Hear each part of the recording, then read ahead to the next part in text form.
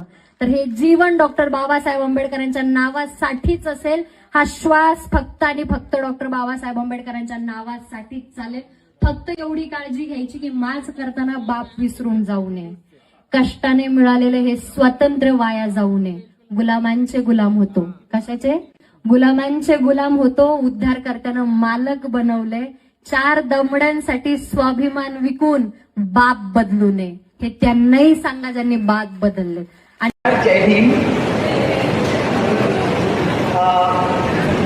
काय होतं, मी जय भीम म्हणते नेहमी नमस्कारानंतर. तर मला खूप लोक विचारतात की तुम्ही जय भीमवाले आहात का, तुम्ही त्यांच्यातल्या आहात का, असं विचारतात. तर मी त्यांच्यातली आहे, म्हणजे मी आंबेडकरांची आहे. लोक वेगवेगळ्या त्यांचे फॅन्स असतात वेगवेगळ्या लोकांचे, तशी मी आंबेडकरांची आहे. आणि मला असं वाटतं की भारतातल्या प्रत्येक भगिनीला जय भीम म्हणावं असं वाटलं पाहिजे. जनवादी जे लोकशाही आणि माणूस म्हणून आपल्याला एक दर्जा आहे. आपल्या सर्वांना, आपण आपल्या सर्व महिलांना माणसाचा दर्जा जो दिला तो आपल्या राज्यघटनेने, आणि त्या राज्यघटनेचे घटनाकार म्हणून मला असं वाटतं की बाबासाहेबांप्रतीची कृतज्ञता माझ्या प्रत्येक नमस्कारानंतर व्यक्त व्हावी माझ्या आयुष्यामध्ये. म्हणून मी नेहमी नमस्कारानंतर जय भीम म्हणते.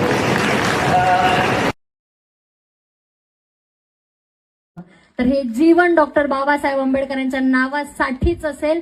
हा श्वास फक्त आणि फक्त डॉक्टर बाबासाहेब आंबेडकरांच्या नावासाठीच चालेल.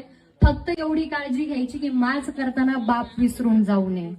कष्टाने मिळालेले हे स्वातंत्र्य वाया जाऊ नये. गुलामांचे गुलाम होतो. कशाचे? गुलामांचे गुलाम होतो. उद्धार करताना मालक बनवले. 4 दमड्यांसाठी स्वाभिमान विकून बाप बदलू नये. हे त्यांनाही सांगा ज्यांनी बाप बदलले. जय भीम. काय होतं, मी जय भीम म्हणते नेहमी नमस्कारानंतर. तर मला खूप लोक विचारतात की तुम्ही जय भीमवाले आहात का, तुम्ही त्यांच्यातल्या आहात का, असं विचारतात.